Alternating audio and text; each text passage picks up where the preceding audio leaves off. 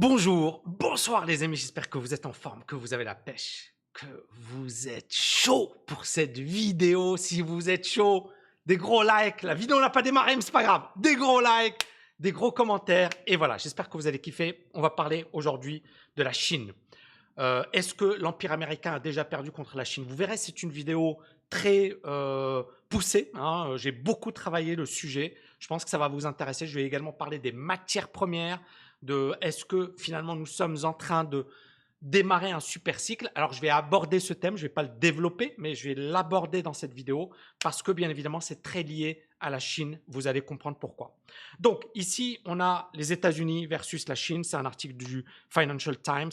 Et Biden, on l'a bien compris, il est en train de taper fort sur la Chine. Pourquoi? Parce que la Chine est en train de tout défoncer. Et donc, les États-Unis savent que c'est le meilleur moment pour essayer de contrer l'avancée de la Chine. On se souvient, dans les années 80, le Japon était monté en flèche. Et à un certain moment, le Japon était devenu une menace, hein, parce que c'était devenu la deuxième puissance économique de la planète. Et tout le monde avait peur du Japon. Et on a créé ce que l'on appelle des restrictions volontaires à l'exportation, c'est-à-dire qu'on a obligé les entreprises japonaises à exporter moins. Et on a, d'une certaine manière, également obligé les entreprises japonaises à commencer à produire sur place. C'était pour vous dire la menace que représentait le Japon. Tout le monde avait la trouille du Japon. Mais la Chine est aujourd'hui, je le pense, bien plus puissante, bien plus forte que le Japon des années 80.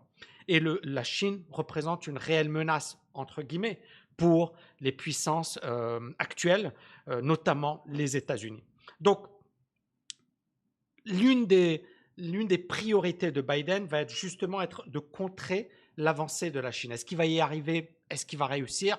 On n'en sait rien. Mais en tous les cas, ce qui est sûr, c'est que c'est l'une des grosses priorités de Biden. Donc, Biden, pour contrer finalement l'avancée de la Chine, mais également pour permettre la relance des États-Unis, qu'est-ce qu'il a fait? Il a tout simplement provoqué un plan de relance. Il a créé un plan de relance massif. C'est un plan de relance inégalé dans l'histoire des États-Unis. Et la question qui se pose, c'est est-ce que c'est suffisant et est-ce que ce plan de relance n'est pas dangereux? Et je vais essayer de répondre bien évidemment à cette question et à ces questions dans la vidéo. Et finalement, est-ce que ce plan de relance ne va pas également favoriser la position de leader de la Chine? Ça, c'est un bouquin qui a été écrit en 2007 par John Chuckman et le titre est vraiment évocateur. C'était The Decline of the American Empire, le déclin de l'empire américain et la montée en puissance de la Chine comme une superpuissance. Et c'est vrai qu'à l'époque, bon, ok, on commençait à voir le danger de la Chine, mais il y avait toujours cette condescendance, toujours ce mépris, hein. Est-ce qu'ils seront capables? Le Made in China, on se foutait un peu de leur gueule, hein, il faut appeler un chat un chat. Et on n'y croyait pas trop. Il y avait beaucoup de gens qui disaient non, mais franchement, ils n'ont pas notre niveau de sophistication, notre niveau de technologie, notre niveau d'éducation, etc.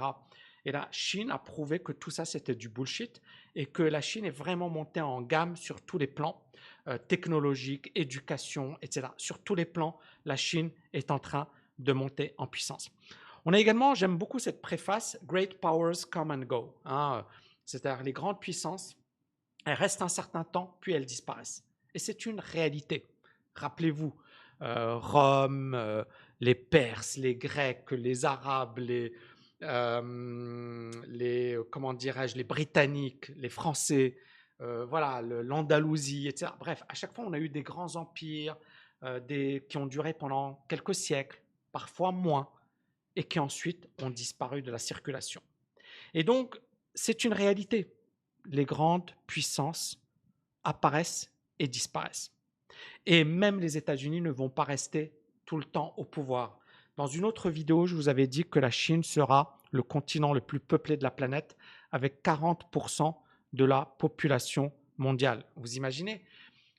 Et ce sera le continent le plus peuplé et ce sera une puissance bien plus importante que l'Europe à la fin du 21e siècle. Alors bien sûr, les gens, ils voient ça et disent non, mais c'est trop loin, etc. Mais ça va arriver très très vite. Donc, encore une fois, c'est l'histoire. D'accord? Et l'histoire nous apprend que aucune puissance n'est éternelle. On peut également faire le rapprochement, alors je ne sais pas moi, on peut prendre, je ne sais pas, quelque chose qui pour moi permet de bien comprendre ce phénomène, le sport. D'accord? Dans le sport de haut niveau, on a toujours un champion. Je ne sais pas, on a eu dans la boxe Mohamed Ali, on a eu Mike Tyson, on a eu Evander Holyfield, etc. Et à chaque fois, ce champion, il va rester un certain nombre d'années et puis il va disparaître. Pourquoi? Parce que souvent, quand on est au top niveau, il y a des raisons. Mais il y a surtout une raison essentielle, c'est qu'on avait faim. D'accord? Il y avait cette volonté de réussir, il y avait cette volonté de tout déchirer, il y avait cette volonté d'être au plus haut niveau. Ça s'applique au niveau des individus, ça s'applique au niveau des nations également.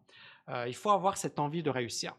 Et si une nation se repose sur ses lauriers, et c'est généralement ce qui explique la faillite de plusieurs nations, c'est qu'elles ont travaillé dur, elles ont prospéré, etc.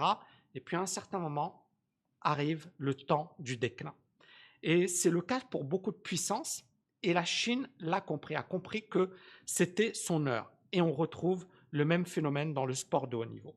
Donc ici, la relance américaine, hein, on l'a vu, hein, c'est des milliers de milliards. Hein. Ici, par exemple, voilà, on va revenir dessus sur les chiffres, mais 1900 milliards, et on a eu des chiffres qui sont juste astronomiques.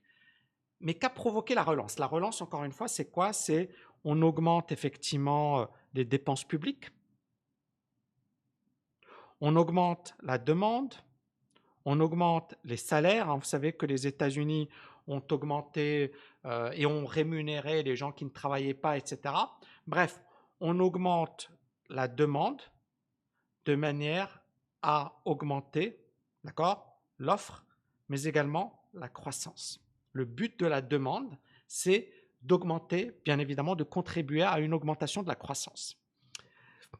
Le but de la demande, c'est également de travailler sur le long terme. C'est-à-dire que, par exemple, les États-Unis se disent, OK, on a des problèmes d'infrastructure, on a des problèmes d'éducation, on a des problèmes de répartition des richesses. D'accord? Parce que les plus riches aujourd'hui deviennent de plus en plus riches. Donc tout ça va permettre effectivement de contribuer à la croissance économique. Sauf que, bizarrement, ce plan de relance, aujourd'hui, bute sur un déficit commercial historique. On voit ici, les États-Unis, la relance creuse le déficit commercial à un niveau historique. C'est 74,4 milliards de dollars en mars. Et le gros de ce déficit se fait à l'égard de la Chine. Voilà, le gros du déficit commercial se fait à l'égard de la Chine. Et donc à partir de là, les États-Unis ont compris que la Chine devenait vraiment la puissance dominante. Et on le voit, dès l'arrivée de Poutine au pouvoir, de Biden au pouvoir, ben, il a commencé à attaquer. Il a commencé à attaquer la Russie en expulsant 10 diplomates russes de l'ambassade russe, d'accord, aux États-Unis. Donc ça veut dire que derrière, il y a quand même des choses au très haut niveau. Biden n'a pas hésité à traiter Poutine de criminel, ce qui est quand même énorme. Il l'a vu après, mais il a traité un chef d'État de criminel, c'est très rare. Même Trump, je pense, n'a pas été jusque-là. Il a dit des conneries, Trump. Mais Biden a été jusqu'à traiter Poutine de criminel. Et donc on voit que Biden est bien plus agressif que Trump au niveau international. On pensait que Trump, c'était le top niveau. Biden va encore plus loin. Il y a des relations musclées avec la Chine, c'est-à-dire que Trump, voilà, il était un peu véhément, etc., mais il parlait beaucoup. Biden, il passe à l'action, quoi. C'est-à-dire, il parle, mais surtout, il exécute. Donc, des graves sanctions à l'égard de Moscou. Poutine a répondu à Biden, bon rétablissement, genre, tu es malade, on le sait, on a des dossiers sur toi, et voilà, on te souhaite bon rétablissement. Mais on sent que avec l'arrivée de Biden, c'est monté en puissance, c'est monté d'un cran, et que les États-Unis ne sont plus là pour rigoler et vont taper sur la Chine et vont taper également sur la Russie et toutes les puissances qui les menacent. Et d'ailleurs, très très important, les États-Unis demandent une alliance to push back against Beijing. Auparavant, les États-Unis ne demandaient jamais d'alliance. Les États-Unis disaient, nous, on est les plus forts, on s'en fiche du reste du monde. Aujourd'hui, les États-Unis demandent une alliance. Ça veut dire qu'ils commencent à voir qu'ils ont besoin et ils ont intérêt à faire des alliances. C'est extrêmement intéressant. Alors, je vous ai parlé un petit peu du déficit commercial américain. On a eu un précédent, c'est la France, le plan Mauroy de 1981. À l'époque, les socialistes arrivent au pouvoir. François Mitterrand nous explique que voilà, on va relancer l'économie, que la meilleure manière de relancer l'économie, c'est de pratiquer une politique keynésienne de relance. Donc ça veut dire quoi? Ça veut dire qu'on va augmenter les salaires, permettre aux personnes de partir plus tôt à la retraite, etc., etc., etc. Donc on a un précédent historique, le pouvoir socialiste, qui décide de pratiquer une politique de relance massive en 82. Et cette politique, elle est mise en place d'ailleurs dès 81. Et c'est quoi? C'est une relance de la demande pour créer davantage d'emplois. C'est-à-dire que le chômage était important et la meilleure manière de lutter contre le chômage, c'était d'augmenter la demande parce qu'en augmentant la demande, le raisonnement, c'est quoi? C'est de se dire, on augmente l'offre. L'offre, c'est les entreprises. Les entreprises vont produire plus. Et si les entreprises produisent plus, elles vont diminuer le chômage. Pourquoi? Parce qu'elles vont recruter. Et bizarrement, ce n'est pas ce qui est arrivé. D'accord? Pourquoi? Parce qu'effectivement, on va voir, donc le plan, bien sûr, pèse 1,35 et 1,70% du PIB. Ça veut dire rien. Vous allez voir, le plan américain, c'est juste du délire. Donc, on augmente 25% les minima sociaux, c'est-à-dire que ceux qui gagnaient voilà, le minimum, on les augmente de 25%. Augmentation de 8% du SMIC. Mise en place de la 5e semaine de congés payés. Retraite à 60 ans. 170 000 fonctionnaires embauchés et de nombreuses firmes françaises qui se font nationaliser. Donc, toute cette stratégie, le but de cette stratégie, c'était de dire on diminue le chômage. Tout ça, ça a été fait dans un but de diminuer le chômage. Résultat des courses, on va avoir le problème de la contrainte extérieure. Vous comprenez le parallèle avec les États-Unis? Les États-Unis pratiquent une politique de relance inégalée dans son histoire. Qu'est-ce que ça a augmenté? Ça a augmenté le déficit commercial. Pardon, déficit commercial. Donc, la France fait de la relance à l'époque, mais qu'est-ce qui s'est passé? Au même moment, les autres puissances économiques comme l'Allemagne, comme le Japon, comme les États-Unis, pratiquaient une politique de rigueur. Ça veut dire quoi? Ça veut dire qu'ils n'augmentaient pas les salaires, ils n'augmentaient pas les minima sociaux, au contraire, ils faisaient l'inverse. Ils diminuaient les salaires, ils faisaient en sorte que les coûts n'augmentent pas pour les entreprises. Donc le but, c'était d'accroître l'offre par la diminution des coûts. Et c'était ça ce qui allait permettre une diminution également de l'inflation. Ils ont également à l'époque augmenté les taux d'intérêt. Et donc vous voyez ici la balance commerciale de la France dans les années 70. Et puis on voit ici 82, la chute. Ça veut dire que le déficit commercial français augmente fortement suite à cette stratégie. Et donc, ça a été une grosse erreur. Et on voit ici 81, 82, on voit ici l'inflation qui grimpe de 13,4% en 81 et 11,8% en 82. Donc, on voit que cette politique de relance, premièrement, augmente l'inflation, mais elle va également augmenter le déficit commercial.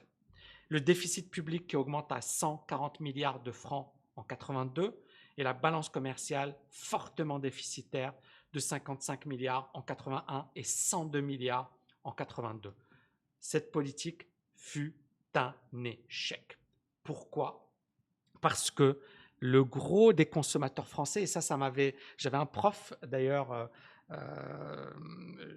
son nom c'est Jean-François Nice, à l'université de Limoges. S'il regarde cette vidéo, je le salue.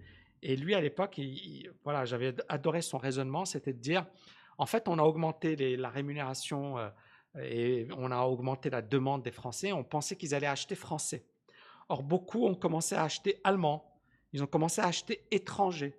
Et c'est ce qui explique la hausse du déficit commercial. Donc, en fait, on a augmenté la demande. On a cru que l'offre allait suivre.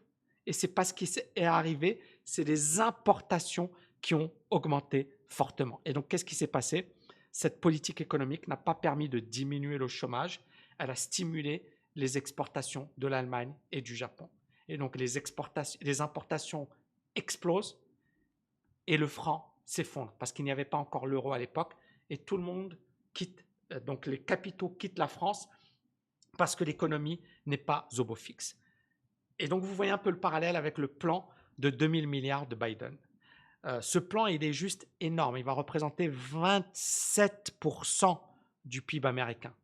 On compare avec le plan français qui n'était pas très important. D'accord? Alors, bien évidemment, l'avantage des États-Unis, c'est le dollar. C'est que c'est la première puissance économique pour le moment. D'accord? C'est toujours, voilà, ils sont toujours très costauds. Il n'y a pas de souci. Mais le plan est juste énorme. C'est du jamais vu dans l'histoire économique. Et ce plan avait comme objectif de relancer l'économie américaine. Mais est-ce qu'il fallait mettre autant d'argent aussi vite? Est-ce que ce n'était pas une erreur? Parce qu'encore une fois, le plan de Biden était très simple. On augmente les salaires. Les salaires, quand on va les augmenter, ou les rémunérations, ça va augmenter la demande. Et une fois qu'on augmente la demande, qu'est-ce qui va se passer? On va avoir une hausse de l'offre pour y répondre. Donc, hausse des salaires entraîne une hausse de la demande de la part des ménages, entraîne une hausse de l'offre. Donc, on base tout sur l'offre.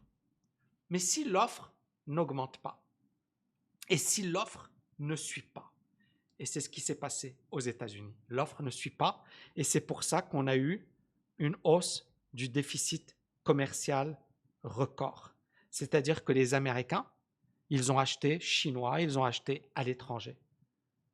Pas tout, bien évidemment, mais une partie a commencé à acheter à l'étranger. Et donc, ce déficit commercial s'est creusé pour atteindre 74 milliards de dollars. C'est le niveau le plus élevé jamais atteint depuis janvier 1992. Et pourquoi le plus élevé depuis 92? Parce que c'est ce qu'on a comme données. Peut-être que c'est le plus élevé jamais atteint dans l'histoire des États-Unis. Ça représente une augmentation de 57,6% par rapport à la même période de l'année précédente et il est supérieur aux 70 milliards de dollars enregistrés en février. C'est-à-dire que ce déficit commercial ne fait qu'augmenter. Et ce déséquilibre commercial avec la Chine a augmenté de plus de 22% pour atteindre 36 milliards de dollars. On voit que c'est quasiment la moitié du déficit commercial américain. Donc c'est un record sur un plan déficit. Est-ce que les entreprises américaines peuvent répondre à la demande rapidement? On l'a bien compris, s'il y a un déficit commercial, c'est que les entreprises américaines ne peuvent pas répondre à cette demande. Et c'est justement ce qui va renforcer la Chine. Parce que la Chine, c'est le grand gagnant, c'est le grand finalement bénéficiaire de cette politique de relance. Et vous allez voir, donc là on a parlé d'économie, on va parler des matières premières. Et vous allez voir pourquoi finalement la Chine va devenir encore plus puissante par cette politique, parce que les États-Unis vont devenir dépendants de la Chine. Et comme je le disais précédemment, le seul gros avantage des États-Unis, c'est le dollar et bien évidemment des alliances, notamment avec l'Europe. Donc, une hausse de la dépendance des États-Unis à l'égard de la Chine. Donc, bien évidemment, OK, ce plan sur le papier paraît positif. On augmente les salaires, on augmente les dépenses publiques, ça nous rappelle un peu le New Deal, d'accord? Roosevelt, etc., la politique des grands travaux, on va relancer l'économie. Sauf qu'à l'époque, il n'y avait pas la Chine. Et donc, le plan américain se heurte à un grand obstacle. Pékin a accès à toutes les matières premières en premier. Est-ce que vous voyez un peu? Premièrement, les États-Unis deviennent plus faibles parce qu'ils augmentent la puissance de la Chine, parce qu'ils achètent auprès des Chinois. Deuxièmement, les Chinois maîtrisent le marché des matières premières. Et vous allez voir, c'est juste énorme. Et donc, ici, c'est un article, donc Wall Street Journal.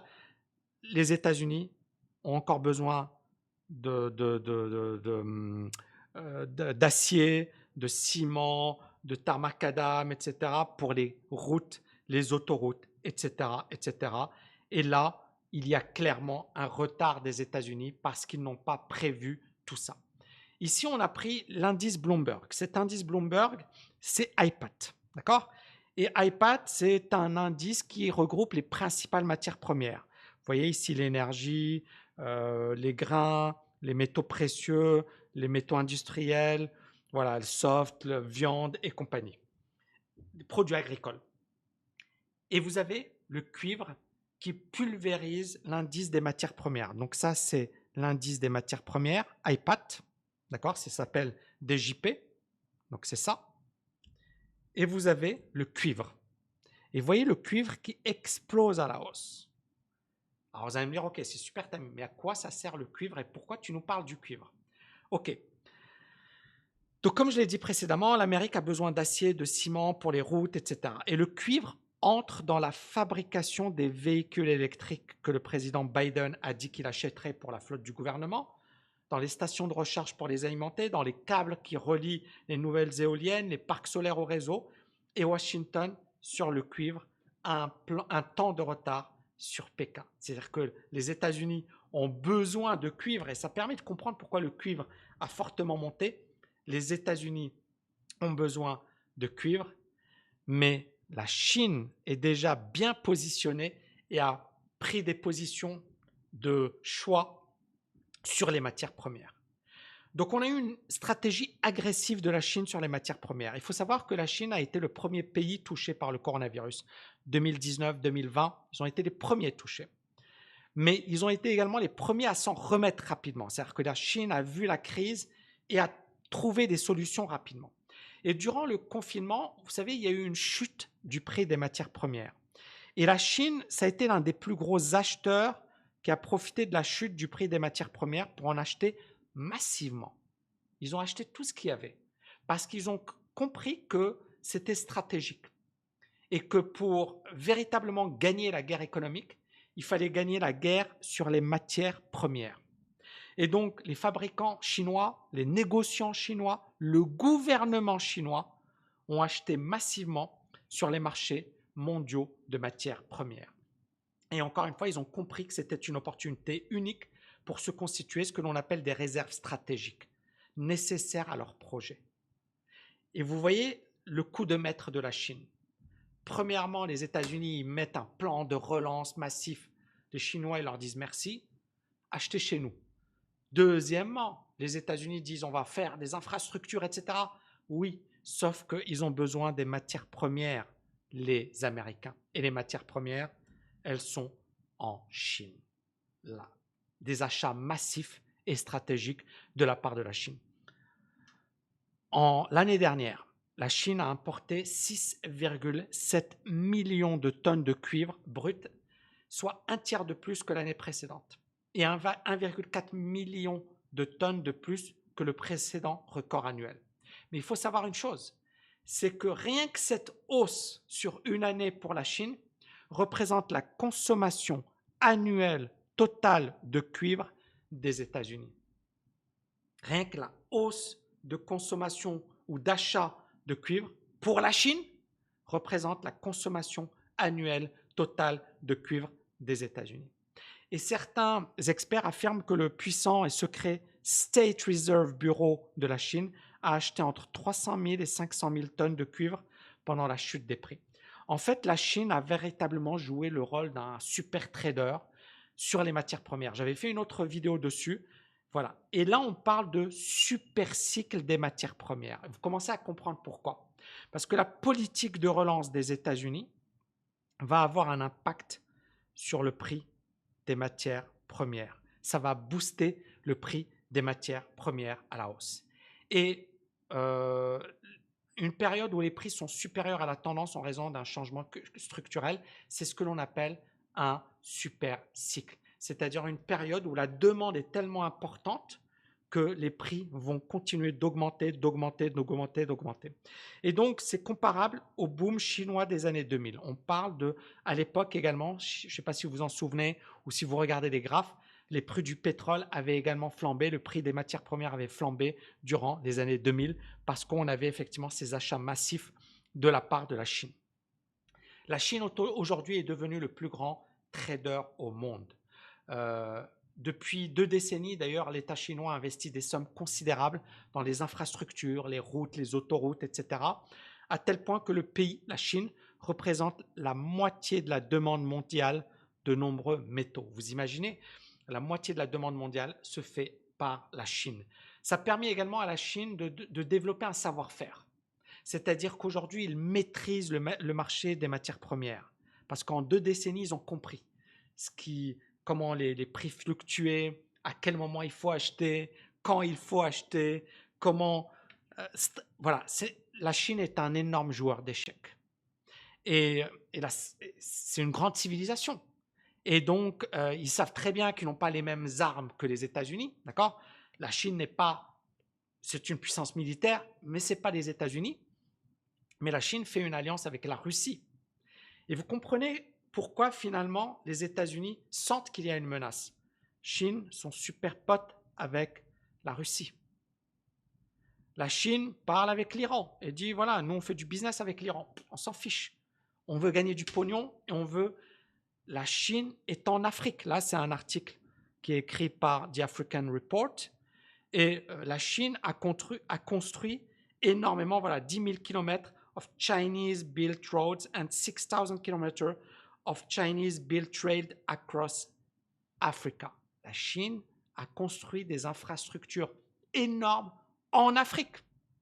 Et la Chine a positionné ses pions en Afrique, a développé une puissance de feu au sein de son propre pays. Et je pense que la Chine a été vraiment, vraiment, vraiment sous-estimée. Mais quand on voit ce que la Chine est en train de faire, il y a de quoi avoir peur et se dire il va falloir se réveiller. Un grand nombre des entités chinoises appartiennent à l'État et ces entités ont acheté des exploitations minières partout. Congo, République démocratique du Congo, Pérou, Indonésie, Australie, ils sont partout dans le monde. Ils ont également une position dominante sur ce que l'on appelle les matières premières d'avenir, les terres rares. Ils ont une longueur d'avance. La Chine est le premier producteur mondial de terres rares indispensables à toutes sortes d'applications de haute technologie. Elle domine également le traitement des matières premières nécessaires à la fabrication des batteries, lithium, etc. Éléments constitutifs de la révolution des véhicules électriques. Ils sont également en position de domination. Mais attendez, il y a encore plus. 23% des matières premières des batteries dans le monde sont extraites en Chine, mais 80% de leur traitement intermédiaire a lieu en Chine. Et je vais conclure cette vidéo en vous disant, ce qui est en train de se passer, c'est juste énorme. On n'a encore aucune idée de ce qui est en train de se passer, c'est-à-dire les 10, 15, 20 prochaines années vont être juste incroyables. Le combat Chine-États-Unis va être impitoyable. Ils ne vont pas se faire de cadeaux. Nous, on va être là, on va être des spectateurs, on va regarder, ok. Mais clairement, il y a cette possibilité de soit d'être un spectateur, soit d'agir. J'ai lancé TKL FFM. Petite pub, c'est un programme exceptionnel. Je suis très content, on a eu énormément d'étudiants canadiens, énormément d'étudiants aux États-Unis, énormément d'étudiants en Australie. Ce qui m'impressionne, c'est qu'on a eu plus d'étudiants, et ça c'est juste dingue, plus d'étudiants au Canada qu'en France. Plus d'étudiants, et quand tu prends les Canada, les États-Unis, l'Australie, etc., pays anglo-saxons, il y a plus d'étudiants. Et je me dis, mais en fait, il y a un gros problème de mindset.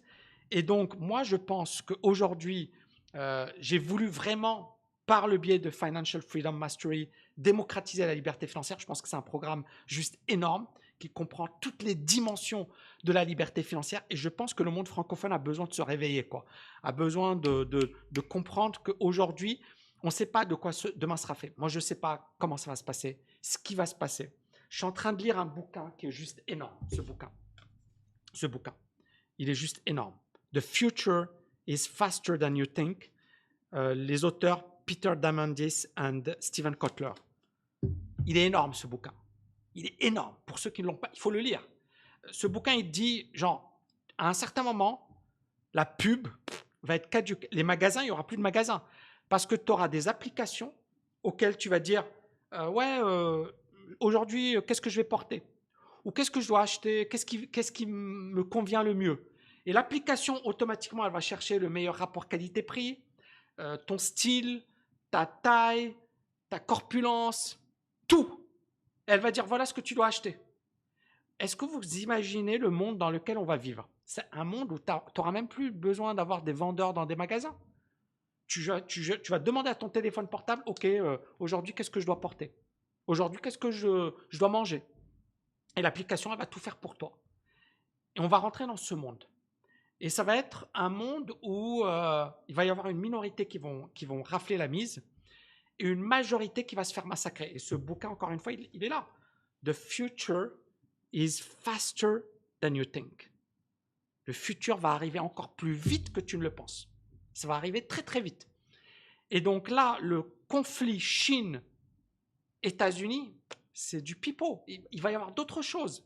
Et je pense qu'aujourd'hui, il faut vraiment changer d'état d'esprit. Moi, je pense que les gens qui sont en mode relax, tranquille, la vie est belle, il ne faut pas stresser, faites ce que vous voulez de votre vie, mais je pense qu'il faut se stresser un petit peu. Moi, je vous ai dit, hein, à Dubaï, l'école de ma fille, je l'ai visitée, j'étais là, je me suis dit, c'est pas possible. Ma fille, elle va faire 4 ans bientôt. Et l'école, genre, ils ont des profs spécialisés, diplômés sur iPad, d'accord, diplômés de Apple sur iPad. Ils vont leur apprendre à utiliser des iPads genre, dès leur plus jeune âge. Ensuite, ils ont des laboratoires, genre 4 ans, 5 ans, pour utiliser des drones. Ils ont des labos pour tout ce qui est intelligence artificielle. Ils ont sur la robotique. Et donc la directrice, hein, parce qu'elle nous a fait visiter l'école, et j'étais avec mon épouse, et j'étais là, je me dis, c'est pas possible, quoi. C'est pas possible. Les meilleures universités, moi, j'ai jamais vu ça, quoi. Et j'étais là à me dire, mais c'est quoi ce truc? Et ben, ça va être ça. Ça va être, il va y avoir une caste de privilégiés. C'est triste, mais ça va être ça, qui vont avoir les moyens de donner la meilleure éducation à leurs enfants, de donner les meilleurs moyens à leurs enfants, et qui vont finalement être ceux qui seront les moins touchés. C'est déjà le cas aujourd'hui. Il y a déjà des. Mais soit il y a. Et encore une fois, ce n'est pas le monde que je souhaite. Hein. Je tiens juste à vous dire, je ne suis pas là à me réjouir de tout ça. Je ne suis pas là à me dire, mais je suis là à vous dire, OK, agir, subir. Tu peux faire de la philosophie et refaire le monde et dire que c'est pas juste, c'est pas. Ok, je suis d'accord avec toi, c'est pas juste. Mais faire de la philosophie et refaire le monde, ça va pas mettre voilà du pain dans dans ton assiette et c'est pas ça qui va te nourrir et que c'est pas ça qui va te protéger. Je pense qu'il faut vraiment avoir, pourquoi pas, hein, et moi j'adore lire, j'adore m'éduquer, j'adore philosopher, ça m'arrive aussi. Mais à un certain moment, il faut agir également. Il faut arrêter de faire du blabla, il faut agir. Et je pense qu'aujourd'hui, on est vraiment à un moment charnière. FFM, c'est vraiment un programme énorme. Si c'est quelque chose qui vous branche, je pense que ça va être l'un des meilleurs investissements de votre vie. Si vous posez des questions existentielles sur oui, mais est-ce que c'est suffisant, bah, je pense que moi, perso, si je ne m'étais pas formé, si je n'avais pas eu des mentors, si j'aurais jamais atteint mon niveau. Est-ce que tout le monde va devenir au top niveau? Non. Est-ce que, je sais pas moi, il y a des gens qui vont te dire, ouais, est-ce que tout le monde qui fait du trading va réussir? Ben non, gros bêta. Combien de gens jouent au foot? Combien de gens s'entraînent au foot? Combien de gens s'entraînent au tennis? Je regardais un reportage sur Naomi Osaka. C'est une grande championne. Mais ce qu'on ne sait pas, c'est le travail qu'elle a fait derrière. C'est des sacrifices, c'est des efforts. Mais il y en a plein de jeunes qui sont formés comme elle, et il y en a une qui a atteint son niveau. Et il y en a quelques-unes dans le monde. Donc ce que je veux dire, c'est que la formation, c'est le b.a.-ba, c'est le début. Après, qu'est-ce que tu fous? C'est comme Jim Rohn, il dit la chose suivante, il dit, je vais t'apprendre à faire des pompes, mais je ne vais pas les faire à ta place. Moi, mes mentors, ils m'ont appris plein de choses, mais ils ne les ont pas faites à ma place. C'est moi, j'ai agi. Donc moi, l'idée de FFM, c'est pas de te dire, ouais, tu es sûr à 100% de réussir. Mais le minimum, genre tu démarres, tu te formes. Et si tu veux passer ta vie sur Google, parce qu'il y en a, voilà, franchement, j'ai même pas envie de les qualifier, quoi. Mais des gens, ils vont dire, ouais, mais tu achètes des trucs gratuitement, ou tu vas, bah, vas-y, tape-toi plein de bouquins, vas-y, amuse-toi sur Google et à la fin, tu seras jamais un médecin. C'est comme les gars, ouais, bah, va taper sur Google, fais toutes tes recherches, tu seras jamais un médecin. On est d'accord. Tu vas, je sais pas moi, taper sur Google, je sais pas, tout ce que tu veux sur l'économie, tu seras jamais agrégé en économie. À un certain moment, il faut faire une formation sérieuse, solide. Donc, si vous faites confiance à la TKL, super. Si vous ne faites pas confiance, il y a plein d'autres formations. Faites ce que vous voulez. Mais je pense que la base de la réussite, c'est la formation. Et après, c'est le travail. C'est pas genre, je me forme et je fous rien et j'attends que ça tombe du ciel. La base, ça ne veut pas dire que ça va t'assurer ta réussite. Ça veut dire que ça va donner les fondations. Et après, à toi de foncer, à toi d'agir. C'était une grosse vidéo, les amis. J'espère que vous avez kiffé. Honnêtement, il faut se bouger. Arrêtez de... Voilà. Il faut se bouger. Et aujourd'hui, il faut se bouger plus que jamais. À très bientôt. Like, partage. Ciao!